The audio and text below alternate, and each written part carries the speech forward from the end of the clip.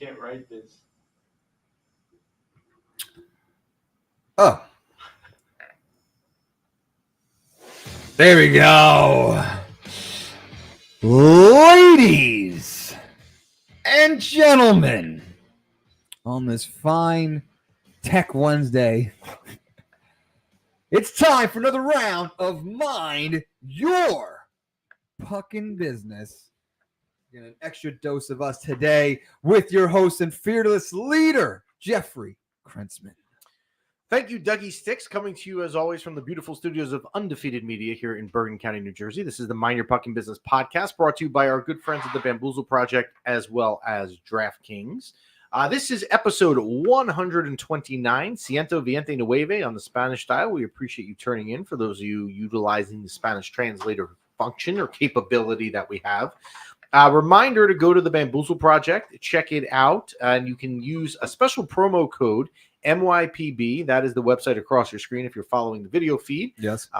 Right there, thebamboozleproject.com. 20% off promo code MYPB saves you 20%. And there is some new gear up and running on the MYPB show section of the Bamboozle Project. Let me pull it up for the people at home. Why don't you pull it up? Here we are on the Bamboozle Project. Now, if you go to our special MYPB tab here, you will see all the MYPB goodies that we have to offer. Everyone is going crazy over the sweatshirt, but you can also get the awesome Late Night Louie tee. You can get our original t-shirt, tank top, shorts, flip-flops. You also got a bathing suit, and the most coveted, one of the top sellers is the hat. Everyone loves the hat is the best. Now, you may not need it here in the East Coast as we're going into the summer, apparently this coming weekend, which I don't think anyone's complaining about.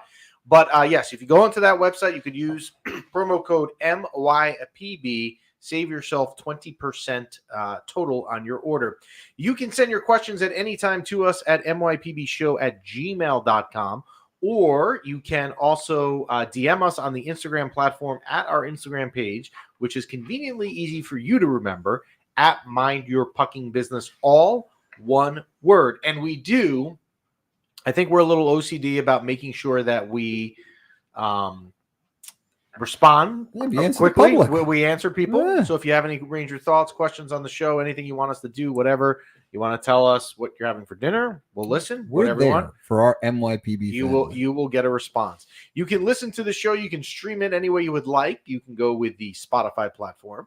You could use iTunes, or if you want to see the video feed of the Undefeated Media Studios, you can always do that utilizing the YouTube platform. Absolutely. We're everywhere. If you want to find us, whether it's audio, video, or a combination of both, you can do that. So if you want to find the Rangers, they are out west. They are way out west. They are in between a game of Calgary last night as we're taping this on a Wednesday. And before we go any further, I want to say one thing because people complained yesterday and we owe them an apology. Oh, yeah. We are taping the show on a Wednesday. We normally are on Tuesday mornings. Yeah. Always. Yeah. You're right. I get it. We didn't say anything last week. We didn't really think it was a big deal. I didn't really think anyone would care, to be completely honest with you. But some people yesterday were complaining, saying we couldn't find the episode in the morning. Yeah. I had to travel for my real job yesterday. Yeah. So that is why we are on today. But I will assure you that going forward, when we have weeks where we are not on our normal Tuesday morning slot, we will let you know. That will be the only time we surprise you with that. Absolutely. And I'm telling you right now, it might happen again in 2 weeks. But we'll just be on a different day. So, and it's a good day because after the show, you get to go to your favorite establishment. Yes. TS Ma is open on Wednesdays. Yes. So the TS Ma, which, we've had on the show, we've talked about them a lot. They're closed on Tuesday. So normally when I venture to the MYPB studios, I cannot go there for a lunch after because they are closed. Today is a different story. So the Rangers. So last week we were on, and I had mentioned before they went out west, they were 2-1. And I said, look, they were playing Nashville. Nashville, I thought, was an important game for this team because you were going on a road trip. And I wanted them to head out west and fly with a 3-1 record versus 2-2. Mhm. They did not show up last Thursday night. They lost. They got lit up by Nashville. There was really nothing positive you could take out of that game. And the only thing you could take out of that game, if you wanted to find a positive, was that Jonathan Quick got his first game action because he came in a relief for Igor Shesterkin, and he did look pretty good. Mhm. And so you did like to see that, because so many people are trying to jump to conclusions on Jonathan Quick. It's crazy, but you do like to see that. I don't want to go crazy. Look, games like this happen where you should win, or maybe you shouldn't win. A team just doesn't show up and they're flat. It happens. You don't like to see it in game 4, especially with a new coach, but it happens. I'm not going to go crazy for it. To refresh your memory, and I believe I'm right on this, we could look it up. But in 1993, in October, the Rangers had a home game on a Tuesday night, if I remember correctly, against the expansion Anaheim Mighty Ducks, who at that time were 2 weeks old. They had literally just entered the league 2 weeks ago. Yeah. And they weren't skating with people from the movie Goldberg and all those other guys that they had. And the Rangers lost. And that would have been a game that if you go back in time, you said, look, you're a Stanley Cup contender, or you think you're going to be, and you're playing an expansion team, and you lost at home. I want to say it was 4-1. I may be completely wrong on that. I could be wrong. We can look it up, but I thought it was 4-1 if I remember. Anyway, Mike Keenan, the coach of the team at the time, ripped into them and basically said, if we're going to go on a run this year and you're going to win the Stanley Cup, you can't be losing games like this. And Mike Keenan was obviously onto something, because, as you know, the script for that team ended 8 months later with the Rangers winning the Stanley Cup. So games like that can happen. They happen to the best of teams. What you don't like to see is you don't like to see it happening on a consistent basis, because if it happens on a consistent basis, that is a completely different story. And at that point, it is completely unacceptable. So the Rangers lose there. They go out west. Now, some people were really upset with Jonathan Quick starting in Seattle in the first game of the road trip. And the thought process was for these people like, hey, I don't want Jonathan Quick to get off to a really slow the road trip to get off to a bad start. Go with your better guy. You're coming off a loss on 2 nights prior. Go back with your top gun and Igor. The Rangers went with Jonathan Quick, and it worked. They won on Saturday night in Seattle, and they won last night going back to Igor. And Igor had some really good saves last night. There were a few of them, especially one on Blake Coleman in front of the net. And they won last night. So they start their Western Canada swing. 2 out of the 5 games are completed, and they are 2-0. Now, a couple things. You don't like with the Rangers some of the slow starts, right? You don't like what you saw in Nashville game, what you saw in Seattle, and what you saw last night, where the Rangers just didn't – they're not really coming out with some spark. It's taking them some time to settle in. Last night, in particular, Blake Coleman for Calgary scored on them a minute and a half into the game, where the defenseman, and I believe it was Philip Hedl, basically chased the puck into the corner and left Blake Coleman wide open, as if he was just opening a door for him to say, just take a seat where no one's going to even bother you. You don't like to see that. You don't like to see the slow starts, but you do like that they recouped last night and won. And last night was their first win in Calgary since 2017-2018 season. So it has not been a place that the Rangers have played well. So you like to see that.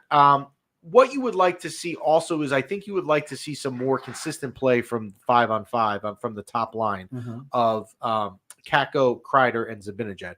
Mika Zibanejad still has no goals, and I understand people are going to sit there and say, well, Chris Kreider's on the score sheet, and he is, but he's scoring his goals on the power play. You would like to see chances generated for this top line. If you remember, after the Rangers lost in Columbus, which was the second game, I posted on Instagram that, look, the top line, again, Kreider, Kakko, Zibanejad, they don't look that good. They look lost was the word that I used, and everyone went nuts to say, hey, it's only been 2 games. How could you go crazy and all that stuff? But I will say this, now we're after 6 games, and this line is still taking some time to gel and get together. And you would like to think that this team and that line, as they continue to play, will hopefully gain some more chemistry. So I got a question for you. Yes, what's up? So I know it's early, and we're in the heart right now of the season for the NFL, and the NFL is very reactive. So, team loses the game, and we're like, fire the coach, right? You know what I mean? So since we're already in this mindset, let's translate it to hockey. We're like 6 games in. Are we looking to fire the coach? Are we happy with the new coach? Or is it a breath of fresh air? How is it going with our new coach? So very good question, and just as a little fresh reminder for people, we don't rehearse. You and I have no idea what the other person is going to talk about. So that's a very good question.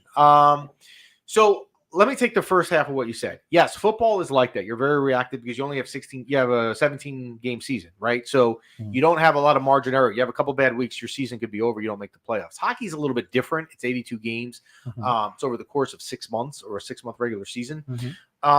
So the sample size on Peter Laviolette, and everyone's going to want to sit here and jump on Peter Laviolette, either positive or negative, and come to conclusions. You don't have a lot of sample size, but if we're going to sit here and evaluate, I'm going to be fair to you and answer your question.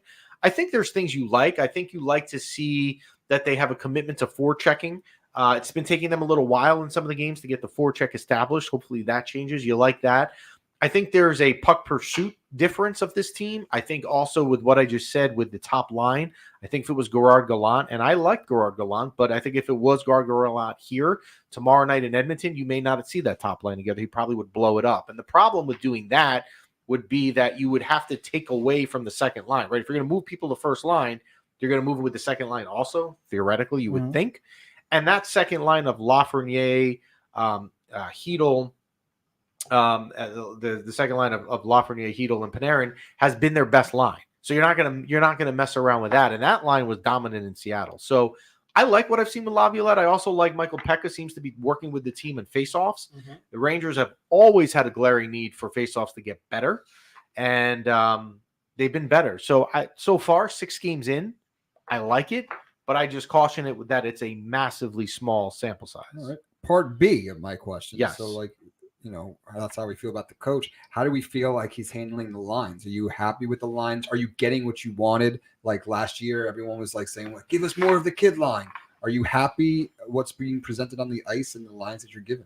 Yeah, I don't have any problem with it. Again, I would like that top line to be a little bit better, but I think overall, yeah, I mean, I think it's pretty good. What they've seen. I think the second line has been great.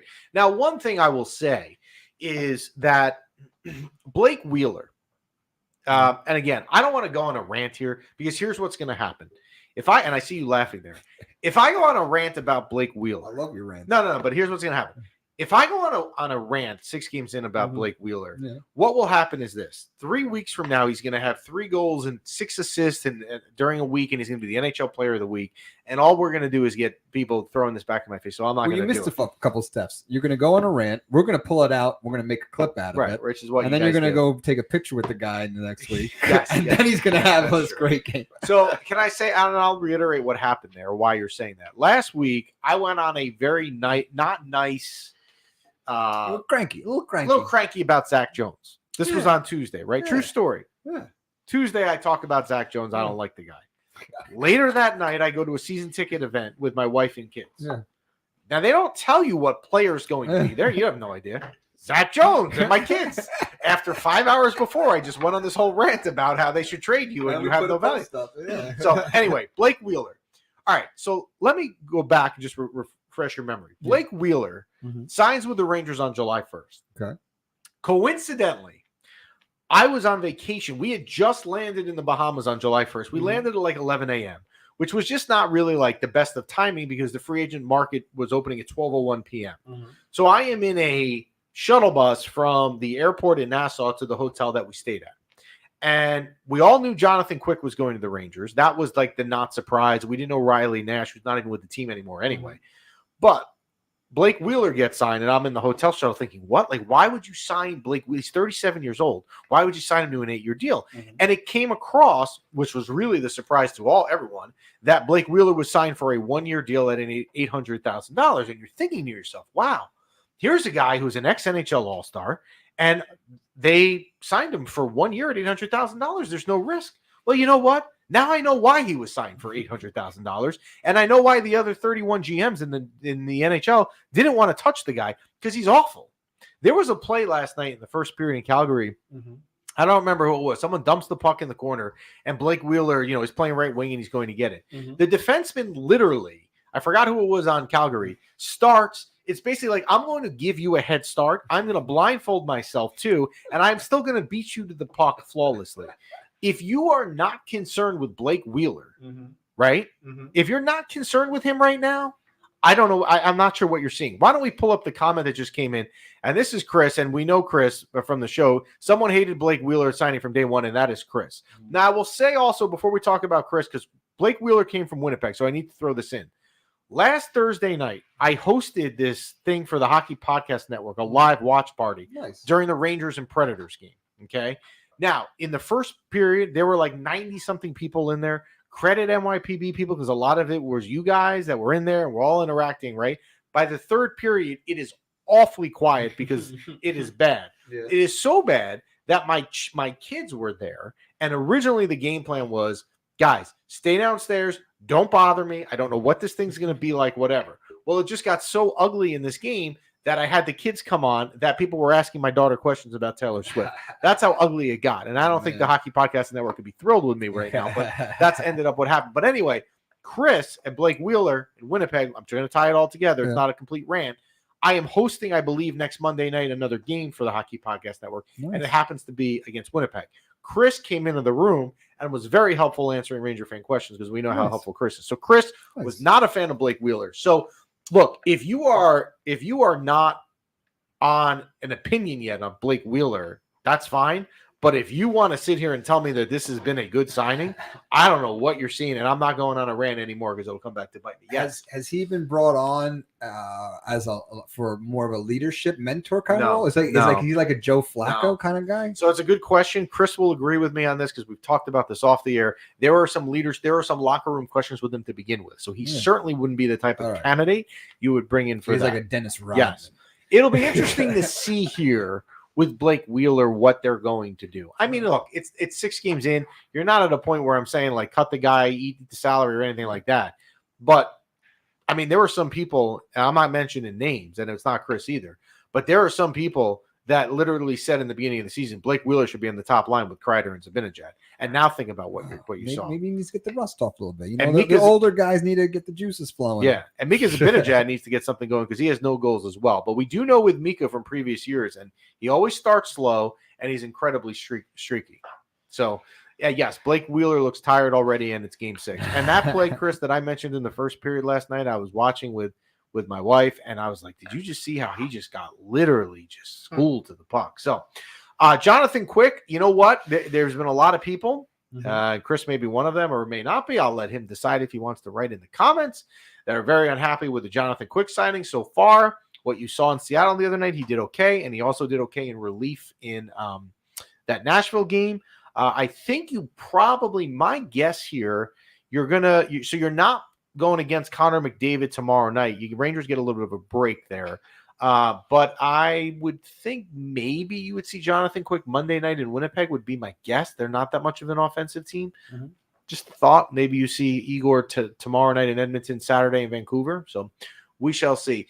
If this was a movie, we'll pull that up. If this was a movie, Wheeler would be the old washed up vet that does something great at the end of the movie. Yes, but why don't you pull up the second clip? You got to pull up the leather. But this isn't a movie. Yes, there's a token actor that plays like the old baseball player in all the movies. What's that guy's name? Shoot, I don't know. I'll find it. So the Rangers continue their Western Canada swing. They will be in Edmonton against a Connor McDavid-less Edmonton Oilers tomorrow night. They'll be out in Vancouver, and you need to. Vancouver is better than people think. Yeah, Vancouver is who is that? Dennis Quaid. I feel like that'd be a role Dennis Quaid would play. Blake Wheeler is the new Dennis Quaid. He's the 2023 version of it. They'll be in Vancouver on Saturday night, and then they finish up their Western Conference trip Monday night in Winnipeg. Again, go on to the Hockey Podcast Network Monday night. I will be hosting the game for them. Then, like a scheduling quirk, they come home. They play Carolina on Thursday night, and then they're back on the road again. I don't understand. Quick is fool's gold. They played great defensively that game. I know. Okay, Chris is making it very well known. Can you pull up that last comment so we can put it up? Chris is gonna do this. Here's what's gonna happen with Chris, and we'll get him on the show one day. Chris is going to stake his reputation on his dislike for the Jonathan Quick signing. Where at the end of the year, he's either going to look really good, and we hope he doesn't, because that means Jonathan Quick has not been a good signing in the 20 to 25 games he should play, or he's going to be the opposite. Here's your movie. Yes. Dennis Quaid. There it is. So we need to get Dennis Quaid to be Blake Wheeler. Chris just outdid you. Jake Taylor from Major League. Yes. Okay. That same thing. Yeah, all right. Same company. We'll see here as we follow Blake Wheeler's progress if there is we should make a script. If there is a movie script. So we will see what happens there. Shifting gears to the NFL as we are flying through the show already at the 20-minute mark, still on hockey. We got to tone it down a little bit here. We got too excited about Blake Wheeler.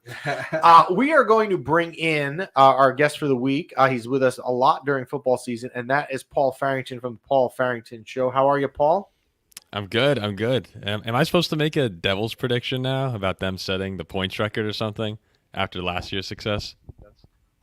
We can talk. You know what? If you want to make a Devils prediction, you can. Now, I'll say this: I came into the studio this morning, and I try to be like objective because, again, I don't like the Devils, but I try to be fair. And I said to B-Rock, the first thing I said to our executive producer here was that if I was a Devils fan and I had like my kids, like they're 12 and 10, for Hanukkah or Christmas, I would just get him a Jack Hughes jersey because he's going to be an elite player for 15 years. I mean, with what he's doing. I mean, the guy's ridiculous. So we can get to hockey. We'll get to hockey. Can we get his audio up a little bit? Maybe I think it's his audio is going straight through online, so we're just getting the. Okay. He's good. We'll make. Okay, you got. But I will double check with our viewing staff. You got it. And Chris is writing the Devils need a goalie. Before we're not gonna go back to hockey, Chris, but that is correct. I've said that forever. So, all right, Paul. Let's start here. I was thinking yesterday. So I was on an airplane yesterday, and I was thinking about like things that I wanted to ask you. And my thought process was, who is the Super Bowl favorite out of these teams? And then I thought to myself, maybe there's only really right now one answer, and that is the Chiefs, because you have the Eagles losing to the Jets. The Bills seem to be a mess losing to Jacksonville, and somehow they lost to the Patriots. The 49ers have now lost 2 in a row. The Bengals have been terrible. The Dolphins lost to both the Bills and the Eagles. I mean, if I'm going to sit here and someone said, gun to my head, I got to bet on who's going to win the Super Bowl right now after week 7, wouldn't it be the Chiefs? Am I wrong? No, it would have to be the Chiefs. Is the audio okay right now? Yeah, we're good. Okay, perfect. Yeah, right now it's hard to bet against Patrick Mahomes. We were just talking about this on my show. Think about all the news this year in the NFL with Lamar Jackson's playing like an MVP level. The Dolphins are scoring 70 points in some games. And then here we are 7 weeks in, and who's in first? Patrick Mahomes and the Chiefs, because they just do what they always do, which is win football games. So until someone can go and beat them, Miami plays them in 2 weeks in Germany. That's an opportunity for Miami to really put their foot down and say, we're contenders this year. But until they do that, you have to go with Kansas City. Yeah, it's weird. Like, you look for Achilles heels in some of these teams, and a lot of them have just easily displayed where their weaknesses are. It's bizarre, and you almost think like the Chiefs with this nonsense of like Taylor Swift consistently, and that's all in the news. Like, it's almost just trending in the direction that we should all just buy in and make the bet right now because they probably will be there. All right, speaking of the Chiefs and the Dolphins, fantasy, this has been a really weird year. People get hurt every year, but it seems to be more this year than ever. Tyreek Hill is ridiculous. Like, this guy is ridiculous. Insane. What would his stats right now be better this year if he stayed on the Chiefs? I mean, you think about it, like he was on the Chiefs, which is crazy. Would they be better if he was still in the Chiefs, or is he doing what he's doing because he's in Miami with Tua? Tyreek Hill is just really, really good at football. If he were on the Chiefs, I'm sure he'd still have great numbers. Think about back when he was on Kansas City. He had some monster weeks back in the day. I remember there's a game against Tampa Bay, I believe with Brady, when he had 30 points in the first quarter or something. So when he did the flip into the end zone. Mike McDaniel's an amazing coach, and he's very innovative down in Miami. So I'm sure that there are many ways that he's getting Tyreek Hill involved. But Andy Reid is just as good offensively. So I wouldn't attribute it to Miami. It's just Tyreek Hill's consistency. He's getting better as a receiver now. In the past, when he was younger, a lot of times it was speed, and it's always been speed for him. But now he's running routes better. He's catching the ball better. He's just improving as he's gotten older. So I'm excited to see how he finishes the year, because he's just insane to watch. It's like my thought process was in taking Jalen Waddle as a receiver that, people are going to be covering Tyreek. It'll leave him wide open. But, like, I mean, man, Tyreek is just being basically like, I'm just going to take it all. All right. So I know from watching your show that you know way more about college football than I do, right? It's not my area of expertise. I know the minimum. I know some, I know the minimum, not a lot. Caleb Williams seems to be the consensus number one pick coming out of USC. If I am the Giants, and last week would hurt this cause because they won, right? So you're going to hurt your draft position there. If I was the Giants, if I was the Carolina Panthers, if I was the Denver Broncos with Russell Wilson, if I was the Arizona Cardinals, if I was one of these teams that is just maybe in the mix for not a lotto pick, but getting the first pick,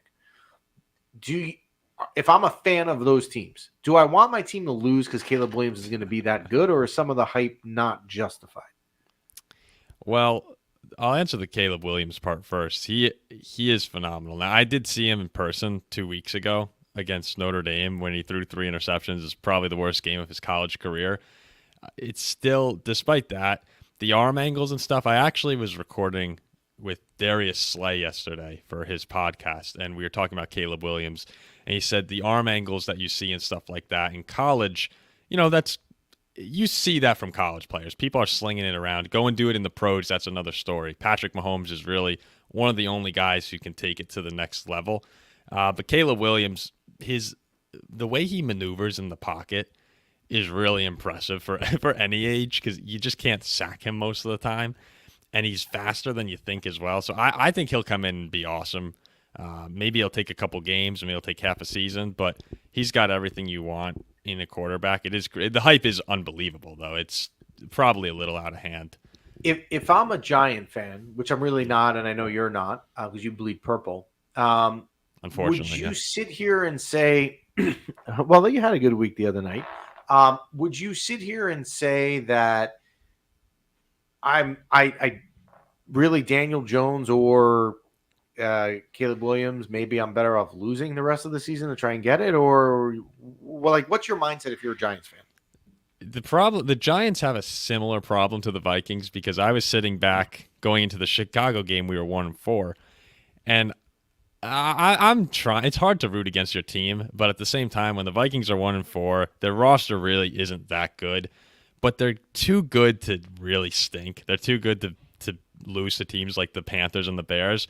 I think the Giants are sort of in that as well. The Vikings I like a bit more than the Giants, but the Giants aren't going to be able to compete with the Cardinals now. They have the tiebreaker, probably.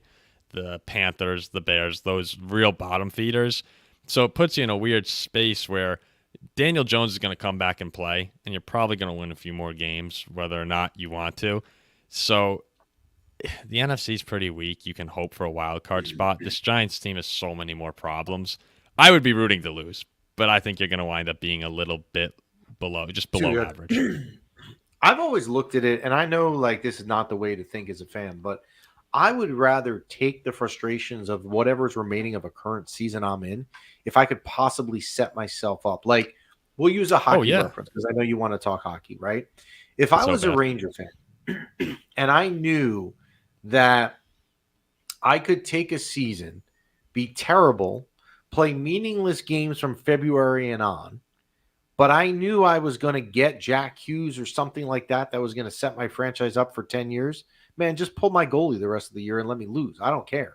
Like, I want that. So, I know exactly. I'm watching Monday Night Football saying, what the hell is going on right now? Like, can we pick a side, win or lose here? And, next thing you know, being in the middle 3-4 sometimes doesn't help. But to give you a hockey reference, Rangers and Alexis Lafreniere, sometimes it doesn't work out, right? Or, sometimes you can get that first pick and you have a guy that people think is the generational talent, which I don't want to get into Lafreniere because we talked about it more than anything else on the show, but it doesn't always work. All right, back to football. Last question for you. Give me a sleeper team that people are not talking about that can maybe make a run in the playoffs. Man, trying to think of the NFC. There's not too many teams that I'm looking at. You got the Eagles, Niners, Detroit can make a run. I know that they're starting to gain some steam in the media. and they just got walloped by Baltimore. But that team is really good, and they're strong up front defensively, and on the offensive line, they can push people around. Look at the defense for Detroit; they're top 10 in a lot of metrics. Number 1 rush defense in the league going into last week. That was a space where this offseason you said if they can just be an average unit, this can be a contender. Now they're above average. So as long as Jared Goff stays healthy, playing the way he has, they can make noise in the NFC. When it goes to the AFC, a sleeper team that can make a little bit of noise. I don't mind Jacksonville, but I don't think that they're going to do anything once they get there. The AFC. The Steelers are going to make a run to the playoffs. I don't think they're a very good football team, but their schedule's light enough and that defense makes enough plays that they'll be able to get to the playoffs. I would say you can probably look at maybe Cleveland as the team because that defense is just playing on another level right now. And Myles Garrett, did you guys watch the Colts game last weekend? He single-handedly won that game almost. If Deshaun Watson can come back, and I know this is a big question for them, but if he can come back and 1, be healthy, and then 2, he doesn't even have to be old Deshaun, just be an average quarterback.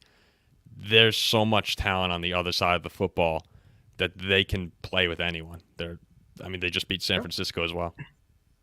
All right, before we let you go, I'll give you the floor. Devils prediction. See, I'm going to get myself into trouble with some hockey here because I'm a hockey fan, but I feel like I may lead on that I'm a bigger fan than I am. But the prediction I'll have for the Devils, I think that this year they're going to make a run to the Eastern Conference Finals. I think they'll have a shot there. I have friends who are huge Devils fans, so I live vicariously through them in my hockey fandom. And I need to get down to the Prudential Center. But last year felt like the breakout, which it was.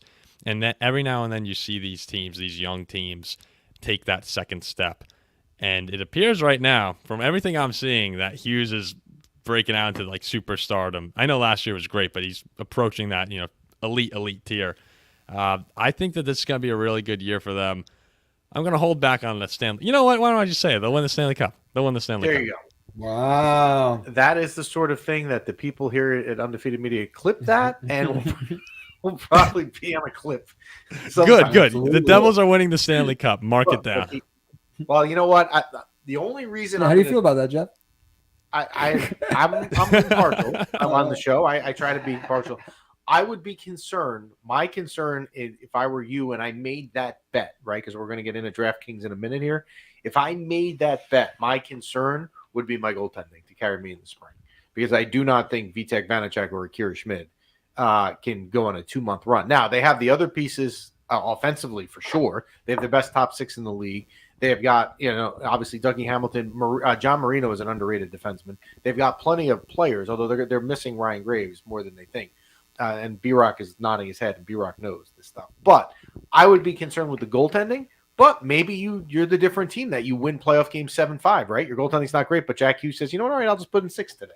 And wait, correct me if I'm wrong, but Schmidt was great against the Rangers when he came in against the Rangers last year, the playoffs, right? Schmidt was not great against the Rangers. Schmidt was great against the Rangers because the Rangers didn't get any pucks to the net. The Devils changed and give the Devils credit, they changed their entire way that they played, and the Rangers couldn't adjust. The Rangers were dominant in those first 2 games and got 1,000,000 shots on Vitek Vanacek, and then they could not get high-quality shots. So you can't get on Akira Schmid. You can only stop what is thrown at you. It could be the Schmidt intimidation factor, though. I feel like there's a mental component here. Remember something with Akira Schmid.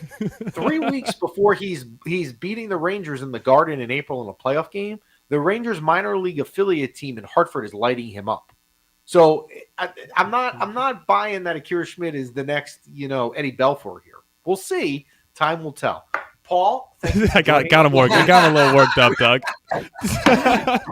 we will probably have have the Undefeated Media production staff in the back room probably. What, edit you out? No, I wasn't being rude. I just don't. I brought up a sore subject. That's on me. I knew what I was doing there. This is the good stuff. Time out. I'm not mad. I'm being honest. So someone just wrote Shamido. Shamido the torpedo is the real deal. All right. we'll see. We'll see. But you know what I mean with that? Like, if Akira Schmid was who the Devils think are the real deal and is the one that's going to carry him in the spring, he should be starting over Vitek Vanacek right now. And Vitek Vanacek is a good goalie. Look, maybe he's like A-Rod, right, in baseball. And I hate talking about baseball. But if you remember with A-Rod, guy couldn't get it done in the playoffs and failed. And then 1 year it just clicked, right? In 2009 in that series, versus the Angels and the Twins and the Phillies where they won the World Series, it clicked. Like maybe Vitek Vanacek got it out of the system. But my concern would be the goaltending. Yeah, I'm trying to figure out how far to push the buttons on. I might even say like we don't need a goalie to beat the Rangers this year in the playoffs. Like, I'm trying to figure out how far to push these. At that point, we'll let you go. But yeah, thank you guys. See how that goes. Thank you for joining us. That's Paul Farrington from the Paul Farrington Show. So the NFL season is going strong, and DraftKings Sportsbook is hooking new customers up like Kurt from New Jersey with an offer that is even stronger. Bet $5 on any game this week and score $200 instantly in bonus bets. And DraftKings isn't stopping there. All customers can take advantage of a sweetener offer every game this October. You can wager on the Giants versus Jets this Sunday at MetLife, or if you want a fun hockey bet, sort through Jenny from her private island's favorite players on DraftKings and find Kreider and Keandre's shot totals and pick over or under. Get in the game on game day greatness. Download the DraftKings Sportsbook app now and use code THPN. New customers can score $200 instantly in bonus bets when you bet $5 on the NFL. That's promo code THPN only on DraftKings Sportsbook, an official sports betting partner of the NFL. The crown is yours. A gambling problem? Call 1-800-GAMBLER or visit www.1800gambler.net. In New York, call 877-8-HOPE-NY or text HOPE-NY. In Connecticut, help is available for problems gambling by calling 888-789-777 or visit ccpg.org. Please play responsibly. Yeah, but nice. I always feel like I need like a drink after that. I don't get on Paul for saying that. And the Devils are not a bad bet to win the Stanley Cup. I mean, if it happened, it wouldn't be a surprise at all. I've just said all along, and Chris actually said in the comments, because I see it's still up there on our screen, that the Devils need a goalie. The one right above the bottom comment. All right. I mean, if the Devils had a goalie, like let's say the Devils had Igor. We'll use that as an example. Devils are the Stanley Cup favorite. Mm-hmm. If the Devils had Swayman in Boston, the Devils are the Stanley Cup favorite. If they had Vasilevsky in Tampa, the Devils are the favorite. Look, every team has holes. The Devils holds a goalie. Who's out there? You can't get a goalie. They're not going to trade for a team. You're not going to trade, but who's out? There's any free agents? There's no one out there? No. There's no Aaron Rodgers of goalies? No. There's not Aaron Rodgers of goalies. And like if I'm B-Rock, right? Yeah. Who's going to the Devil game tonight, actually. Wow. He's going tonight. And I was probably in line to see Akira Schmid. I wouldn't be that upset. Whereas, like if you're a Ranger fan and you go to a game, you kind of want to see Igor. You don't want to see the drop-off to Jonathan Quick. There's not a huge drop-off there between Vanacek and Schmid. Jonathan Quick was on LA, right? He was on LA. He won 2 cups in LA. Yeah. Coincidentally, he beat both the Rangers and the Devils in the 2 cup finals. And then he won the cup last year as a backup in Vegas. So is he good enough to be the Devils starting goalie? No, absolutely not. That would be a terrible fit for them. He's too old. He's got the experience, but he would not. He cannot carry a team as a starter right now. Mm-hmm. If he was, he wouldn't have been signing a 1-year deal as a backup to Igor. Mm-hmm. But if I'm the Devils, look, I mean, I'm not saying anything I haven't said before. You've got to get. How do we get a goalie? We'll see. So we'll see if that hits on DraftKings. Do you know what hit on DraftKings last week? All your bets. We were perfect 5 for 5. I tell you, this year we either give you the worst advice possible, or we tell you parlay the 5 picks and pay yourself out. So last week we had a perfect week. We had the Ravens -3 at home versus the Lions.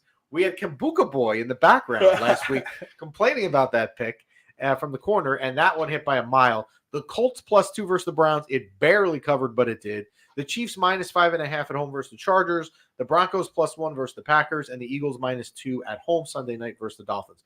We literally hit them all. Free money for you. Sometimes it rains kombucha in the studio. Sometimes it rains money. We never know. Never know. You never know. I owe you a kombucha. I owe you You owe me a Dunkin' Donuts iced tea. I'm so too, next too, is it next week that we don't know? No, we're back on Tuesday. Okay. We're back. It'll be Halloween. Next week I will get it for you. So the listeners want to know. That would be Halloween day? Yes, Halloween day next Tuesday. I'll get it for you then. What will you be wearing Ooh, I don't know. for Halloween? So there's a thing nearby at Van Son Park called Zubu. So we took the family there on Saturday, and Samantha was Tinkerbell. Very cool. So I was Peter Pan, and That's I was cool. a badass Peter Pan, like Robin Hood, like Hook, Robin Williams Hook. You know that movie? Yeah. Great movie. Good job. I was like that version, like the realistic badass version. I like it. Yeah. All right. So as we head into week 8, here are our week 8 picks after a perfect 5-0 week 7. Keep the streak I'm going. going to go. I have to pick the Jets and Giants game. They play once every 4 years. I have to include You're that in the putting that picks. in your 5. I have to put it in the 5. That's a risky 5. I'm That's taking a coin flip. Yeah, but I like this bet. I like the Jets minus 2.5 at the Giants. The talent disparity between these two teams is more than 2.5, and the Jets are coming off a bye. I'm taking the Jets minus 2.5 at the Giants. I like the Dolphins to respond minus 9.5 at the Pats. The Dolphins are a better team. I don't know what got into the Pats last week. I think the Dolphins are pissed off and mad. Give me the Dolphins minus 9.5 at home in South Florida versus the Patriots. I like the Steelers plus 2.5 at home versus the Jaguars. I am not on the Jacksonville Jaguar train yet, but I'm going to tell you something. I'm about to buy a ticket. I'm close. I'm not there, but give me the Steelers plus 2.5 at home versus the Jaguars. Give me the Titans plus 2.5 at home versus the Falcons. The Falcons are way too inconsistent to me to be giving points on the road. That does not work for me. Give me the Titans plus 2.5. Lastly, I love the Chiefs minus 8 at the Broncos. Again, I look at the spread. I don't understand how it's only minus 8. The Chiefs are destroying everyone. The Broncos can't do anything. I understand the game is in Denver, and I understand Taylor Swift will be there, but I like the Chiefs minus 8 at the Broncos. So to recap our week 8 picks, I like the Jets minus 2.5 at the Giants, the Dolphins minus 9.5 at home versus the Pats, the Steelers plus 2.5 at home versus the Jaguars, the Titans also plus 2.5 at home versus the Falcons, and the Chiefs minus 8 at Denver. I'm just surprised you included the Jet-Giant game in your 5. I know you always do the local game. That's like an extra bonus pick. I'm surprised. There was nothing else standing out? Well, it stood out to me, but I will say this. I also felt like I had to include it because they were playing each other. But I do like the bet. I didn't Subway Series. So we'll see. Now, if I'm you, yeah, as we've talked about, yeah, and I think you know where we're going because you don't look thrilled with me. Well, I'm gonna say it. You could say it. You have been known to show up at MetLife on a Sunday for a Giant game, and then Monday night for the Jet game. Like you'll go. You're a New York fan. I love sports. You're a New York fan, right? You love sports, and obviously you've developed worldwide acclaim for this drink recipe that you make in the parking lot. This hot whatever the apple thing you make with alcohol. This week, if let's pretend you're watching the game, and I know you might not be able to with other plans, but let's say you're watching the game or you're there. Yes. And it comes down, let's say the Jets are up by 2 and the Giants have a last-minute field goal to win it as time expires. What is going through your head? Do you want them to make the field goal? Who do you want to win? I want overtime, but that's not possible. Why? We're down by 2. I would like that game to go on forever. If I'm at the game, I'm wearing black, and I'm just hoping for a nice, entertaining game. Okay. I mean, it's a tough one. You root for both teams. They're not in the same division. They don't really affect each other. And hopefully one day we'll have a Super Bowl with them. Okay. That would be a great Super Bowl. That is really your ultimate goal. Jet-Giant Super Bowl would be crazy. Which I believe, if I'm not mistaken, last year you bet on, or was it this year bet on that? Yeah, you put $5 to $10 on that, it pays out like $10,000. You can go to the Super Bowl, and it's paid for. Yeah. So, we will see. That happens it happens every year in preseason, but it is cool once every 4 years. It does happen in the regular season, and that is this Sunday at MetLife Stadium with the Giants as the home team hosting the Jets. And again, I do like the Jets minus 2.5 there. That is it for today. We appreciate Paul Farrington coming on as always. We appreciate him and his football talk, even when he wants to talk hockey as well. We can always go down that road. We're always happy to talk hockey. We thank the Bamboozle Project for their sponsorship as always. Check out thebamboozleproject.com. Use promo code MYPB. Save yourself 20% off your complete total order.